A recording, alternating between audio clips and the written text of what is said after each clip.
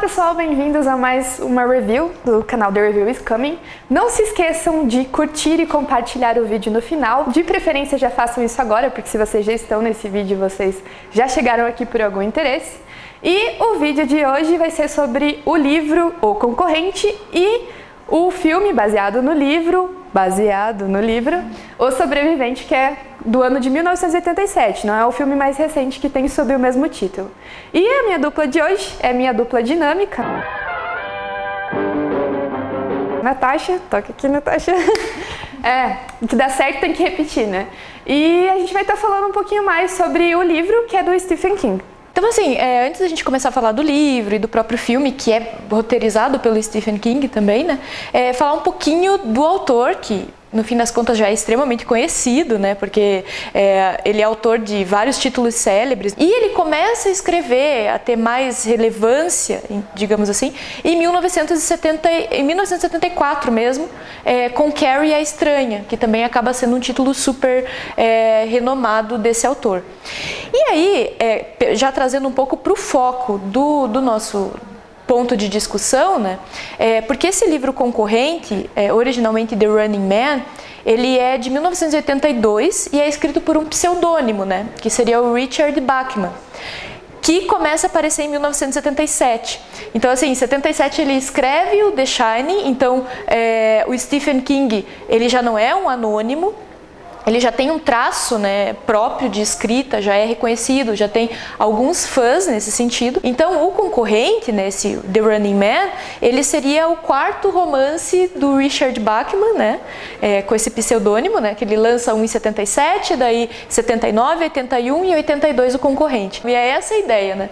Eu vou criar um pseudônimo que vai escrever de um lugar que o Stephen King, já famoso, né, relativamente famoso, não tanto quanto hoje, obviamente, né, com 55 romances, várias obras publicadas e adaptadas para o cinema, principalmente, poderia falar, né? O livro pode parecer um pouquinho travado em algumas partes, mas a gente entende que é essa a diferença do Bachman e do King, assim, de como ele desenvolve. E justamente porque o livro foi escrito entre 3 dias e 1 semana, então foi uma produção muito rápida. Normalmente o King demoraria ali, em outras entrevistas que você acha dele, falando entre 2 a 3 meses para concluir uma obra. Essa é um dos fast food dos livros, digamos assim. Ele escreveu super rápido. E é legal, assim, essa coisa do escrever rápido e da própria quantidade de livros publicados e a inserção cinematográfica do Stephen King, a gente pode pensá-lo como vinculado a um certo padrão desse novo modelo de escritor, né? Esse escritor moderno, esse escritor contemporâneo, em que vai escrever sobre temas muito mais relacionados ao contexto, embora toda a obra seja fruto do seu tempo, né? Mas ele vai escrever sobre esses problemas mais aflorados do seu tempo e uma produção muito mais dinâmica, né? Muito mais rápida, que começa a aparecer muito mais, e aí, por exemplo, autores como Nick Hornby vão pegar essa deixa também para produzir dessa forma, digamos assim, né? Então, chegando no próprio livro e fazendo as correlações com o filme O Sobrevivente, é importante que vocês saibam que o livro não tem nada a ver com o filme. Não, nada a ver, irmão. Então, se você, porventura, já assistiu o filme, que é a versão com o Arnold Schwarzenegger, que é de 87, tem uma versão mais recente, mas é outro roteiro, outra história. Você assiste o filme, a competição que eles abordam no filme é completamente diferente da ideia que é do livro. O personagem principal é o Ben Richards, que é um jovem de 28 anos, que já é casado com uma outra jovem de 26 anos, e eles têm uma criança de 18 meses, né? E essa criança, ela acaba ficando gripada. E aí esse é um dos pontos, né? O ano em que isso se passa é 2025, nos Estados Unidos. E aí, como uma possibilidade de obter dinheiro para esse fim, ele acaba se inscrevendo em um programa, né, que se chama Os Foragidos, né? Em inglês seria The Running Man, que é o título do próprio livro, no sentido de tentar participar dessa série, né, que é a Gratuit TV, que seria uma espécie de Big Brother do Stephen King, que é o meio pelo qual a rede, que é o que ele chama desse poder totalitário que envolve os Estados Unidos naquele momento, controla a população. Então todo mundo tem uma gratuita TV, muito embora tenha surgido lá uma lei de 2021 que fosse possível desligar essa gratuita TV eventualmente. Mas o fato é que todo mundo tinha. E aí é muito semelhante à lógica do Big Brother, né? Então você vê aquelas transmissões em qualquer lugar que você estiver. E vai passar para essa questão que o livro é muitas vezes confundido entre ficção científica e distopia. Mas, a partir do momento em que a distopia ficou mais popular e as pessoas definiram melhor o que era a distopia como um gênero de literatura, o livro se encaixa nessa distopia justamente pelo fator da seleção, por ser... O livro foi escrito em 82, então... adaptação de 87, que foi o Sobrevivente, só que tanto o livro quanto o filme eles seguem nessa questão de um mundo futurístico, no caso do livro 2025, no filme 2017, só que essa questão do apocalipse ela é muito difundida tanto no enredo do filme quanto do livro. E o reality show ele passa a ser o recurso, então como a Natasha falou, tem a Gratuita TV, todo mundo tem, todo mundo assiste. Então, os programas de TV, os reality shows em si, e essa é a crítica do Stephen King, porque são programas que pouco informam, pouco acrescentam à população, e esses programas são onde essas pessoas desempregadas, essas pessoas da classe pobre, digamos assim, têm a oportunidade de ganhar dinheiro, então elas vão passar principalmente daí no livro, por uma seleção. Lembrando que o reality show do livro, que é descrito, todos os foragidos, ele é totalmente diferente do jogo que é criado, do reality show que é criado para o filme. Exatamente. E nessa perspectiva de seleção, é claro, né? Assim como a gente tem, por exemplo, Black Mirror, né? Que é muito próximo da nossa realidade, que vai pensar uma lógica distópica, porém muito mais relacionada à tecnologia, que é o que a gente tem hoje, né? Aquela questão, dar notas por meio das redes sociais, por exemplo, isso passa a ser um objetivo de vida. Ou a própria questão de você controlar os seus filhos por meio de uma série de tecnologias que vem nesse sentido, enfim. E a própria exclusão, né? E isso acaba sendo muito palpável, né? Para nós ler o próprio 1984 e o mesmo vale para o concorrente, você acaba sofrendo algumas travadas nesse sentido, porque é a lógica lá da década de 80. E você vai entender assim, o Ben Richards, ele é o melhor candidato, assim, que seria para vencer os foragidos, porque, resumidamente, o reality show, ele consiste... É um programa de TV em que há dois foragidos, eles não se encontram, um sai antes do outro, eles são apresentados ao público e depois disso eles saem do estúdio e podem ir para qualquer lugar do mundo. De preferência nos Estados Unidos, onde eles podem ser rastreados, mas a única regra as regras que tem, eles podem ir para qualquer lugar, eles são caçados por um grupo variado de caçadores, ajudado pelos policiais da cidade ali, e desse ambiente totalitário em que os Estados Unidos se encontram, mas eles têm a regra de gravar 2 vídeos por dia. Então, o Ben ele se torna o grande candidato a esse programa porque ele é um rebelde. Então, ele não tem nenhum vício, ele tem uma inteligência acima da média comparada com as outras pessoas pobres que vão se inscrever para a seleção.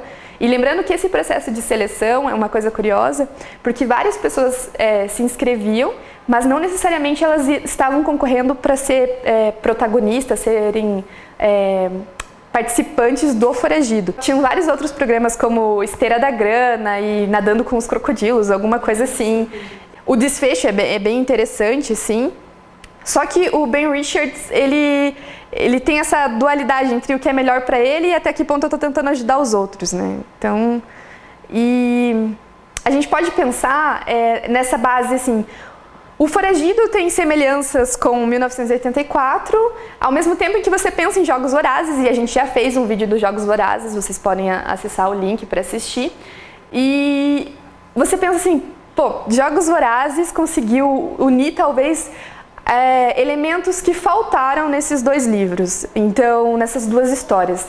Então, nesses 2 casos, ambientes que não podiam ser controlados, passavam em Jogos Vorazes, você tem o ambiente controlado, então, boa sacada, Suzane Collins. O concorrente é muito similar a 1984 e, por sua vez, Jogos Vorazes é muito similar ao concorrente. Então, em 1984, você tem aquela sociedade controlada, extremamente controlada pelo Big Brother, né? Então, tudo está sendo assistido, você tem o fim dos jornais, então você não tem uma memória, e isso pode ser mudado, o fato de você não ter uma memória nacionalmente falando, isso é muito mais fácil de ser manipulado do ponto de vista de um governo totalitário, né? E em O Concorrente, você tem esse processo de domínio também, por meio da Gratuita TV, né? Essa rede que está controlando todas as ações, mas você tem a questão já da sociedade espetáculo mais inserida, que é por meio desses reality shows. Só que o que acontece, né? Por exemplo, em O Foragido, o Ben Richards, ele pode viajar para várias cidades, né? Ele está na sociedade aberta, digamos, não está num ambiente controlado como a Suzanne Collins vai fazer posteriormente. E aí você consegue melhor controlar o funcionamento desse jogo, né? E aí todo o desfecho acaba se dando em Portland, que é considerado o final feliz da perspectiva do Richard Bachman, né? Que é esse pseudônimo do Stephen King, em que ele consegue acabar com todo esse sistema, causando a sua própria morte e a morte de uma série de pessoas que estão no prédio dos jogos, digamos assim. Deu spoiler. Ah, mas o livro é de 1982, então tecnicamente não há mais spoiler. Não é uma novidade, né? Passou de 30 anos, não tem spoiler. E nesse sentido, assim, pensando O Foragido, a gente sabe, o Stephen King escreveu como uma crítica aos reality shows do período, e ele criou esse próprio reality show para as pessoas pensarem. Só que, curiosamente, em 2016, saiu um reality show, e isso é real, cujo oficial realmente foi produzido, foi transmitido esse reality show, o nome do reality show é The Runners, se eu não me engano. Foi produzido e transmitido só nos Estados Unidos, inclusive foi produzido por 2 atores famosos, e que segue exatamente a ideia do que seria o Foragido. Então, o reality show que foi criado para ficção, para criticar os reality shows da vida real, foi produzido, teve uma inversão de valores e foi produzido. Essa inversão de valores é algo assim, eu queria saber a reação do King a esse reality show, assim, porque é inversão de valores. No mínimo engraçado, né? Mas uma das fragilidades, porque daí o que acontece? Então o Ben Richards, ele procura a central de jogos no sentido de passar por aquela pré-avaliação, seleção, enfim, no sentido de ganhar recursos para tratar a doença da filha, que nada mais é do que uma simples gripe, pensando do ponto de vista de hoje, né? Enfim, só que o que acontece? Há uma certa fragilidade nesse pensamento desse reality show, porque acaba ficando super espaçado. Então o Ben Richards, ele pode ir para qualquer estado, qualquer cidade norte-americana. Então como funciona essa busca? Como que esse jogo ele permanece ativo, digamos assim, né? É muito complexo. Só que é tudo muito frágil, no sentido da forma como essa caça acontece, né? Porque é esse o ponto de incômodo, e daí vem os Jogos Vorazes que ameniza, né? Principalmente essa angústia do leitor, né? Porque, puxa, ele pode ir para qualquer lugar dos Estados Unidos, né? E não é um país exatamente pequeno. E aí, do nada, então, nós temos a Gratuita TV, que controla tudo, etc. Daí eu vou lá, chamo uma emissora que vai me acompanhar e vai garantir a minha sobrevivência. Né? Existe a rede que controla tudo, então como é que isso é possível? E a edição, né, de tudo que vai ser passado também. Então isso fica frágil. E um outro ponto que fica não extremamente confuso, mas é uma inquietação, é a forma dos capítulos. Então você tem lá 300 páginas que são divididas em 100 pequenos capítulos, e é uma contagem regressiva, né? Então menos 100 e contando, menos 99 e contando até chegar no 0 e contando. E a gente não conseguiu estabelecer uma relação a que se refere essa contagem regressiva. Porque lá pelas tantas, vem lá, você já conseguiu bater o recorde de 8 dias e 7 horas, né, vivo. Isso. Que dá o equivalente de mais ou menos 199 horas. Puxa, não são 100 horas. Então a gente ficou... nós achamos que isso poderia se aproximar, mas se você sabe o porquê da contagem regressiva, isso acontece em outros livros, mas nós queremos saber especificamente desse, por favor, deixa nos comentários aqui, porque nós realmente queremos saber. Se você tem alguma teoria, também comenta aqui que vai ser super legal. A competição, o reality show, essa crítica ela é mantida para o filme, só que a ideia de competição é totalmente diferente. O Ben Richards do filme participa de uma outra competição, que o nome é O Sobrevivente. Então nós temos vários adjetivos de o concorrente, o foragido, o sobrevivente para a mesma pessoa. E o Ben Richards, ele no filme é um policial, ele trabalha para o governo, esse governo também totalitário dos Estados Unidos, só que ele contraria uma ordem de matar pessoas lá, ele não mata essas pessoas, e ele é preso por causa disso como um traidor. E por causa do porte dele, todo fortão, do Arnold Schwarzenegger, que vai totalmente contra a descrição do Ben Richards do livro, ele é selecionado, cooptado, capturado, para participar do O Sobrevivente pelo Killian, e fica todo esse impasse de uma resistência que quer ir contra esse governo totalitário, e eles passarem pelos 4 quadrantes, que seria essa arena de jogo, e saírem vivos. Toda a edição de vídeo desses reality shows é muito abordada no filme. Essa crítica é muito mais em cima da edição de imagens do que outra coisa. Mas a questão das regras também, não tem regra, você pode ser vitorioso, mas depois se descobre que não há vitoriosos, só que é um ambiente controlado, né? Então, a que ponto, quem é que se diverte com isso? É o jogador, é quem pode sair vitorioso e ter uma condição de vida melhor, ou é quem está assistindo, né? Então, e qual o vínculo de tudo isso com a educação física, né? Da perspectiva do livro, é mais difícil a gente fazer essas relações porque são bem poucos os elementos que aparecem. Mas, essencialmente, a gente pode pensar a partir do conceito de jogo. O autor que é mais utilizado, né, na nossa área para falar de jogo é o Johann Huizinga, que ele vai trazer essa concepção de homo ludens, meio que pensando homo sapiens e etc., né, mas o homo ludens enquanto a perspectiva de que o homem ele é lúdico. E essa perspectiva do brincar, do jogar, ela é dada culturalmente falando.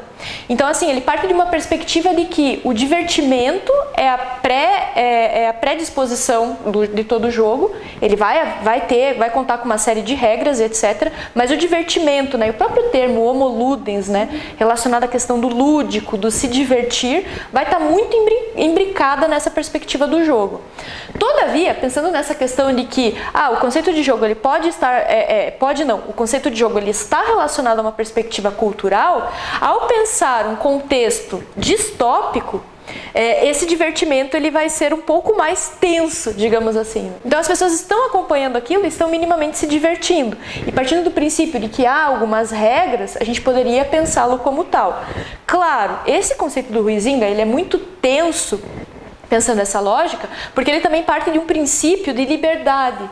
Então, é necessário que eu queira participar desse jogo, né? E aí, como pensar essa perspectiva de liberdade no regime totalitário? No regime totalitário que é espetacularmente controlado também, né? Não é apenas a questão governamental, né? Mas mediaticamente é controlado. E a partir disso eu tenho um jogo espetacularizado para a população beneficiada, né? Porque basicamente é essa a base da distopia, né? É meio que uma lógica de biopolítica Foucaultiana, né? Para que alguns vivam, outros precisam morrer. Para que alguns vivam bem na distopia, outros precisam passar por uma série de entre aspas, sacanagens para que isso se concretize. É o menos mal dentro das escolhas possíveis. Exatamente. Assim. Outra coisa que a gente percebeu bastante no filme, principalmente, então, partindo do princípio de, é um esporte, as pessoas gostam de ver esporte, as pessoas gostam de ver lutas, eles utilizam muito esses termos. Não chega a ser um esporte propriamente dito, e essa questão da interação também, questão das regras, então não há uma instituição para isso. É uma competição criada para uma TV que pode alterar as regras conforme deseja, pensando dessa perspectiva do filme. A gente percebe no filme esse termo utilizado mais como um termo, mais como uma palavra do que propriamente pensar todo o significado que ela carrega. E a gente vê isso muito também em outros filmes, isso acontece, filmes recentes, não é só porque é um filme da década de 80. E essa lógica conceitual é até difícil pensar enquanto um jogo propriamente dito, né? Porque essa perspectiva do lúdico, do divertimento, ainda que pensando os telespectadores, vai muito dessa questão das coisas não enveredarem para impactos na vida real, que seria o caso desse reality show que efetivamente surgiu agora, né? Então, assim, há o reality show, há uma caça, mas as pessoas não são mortas.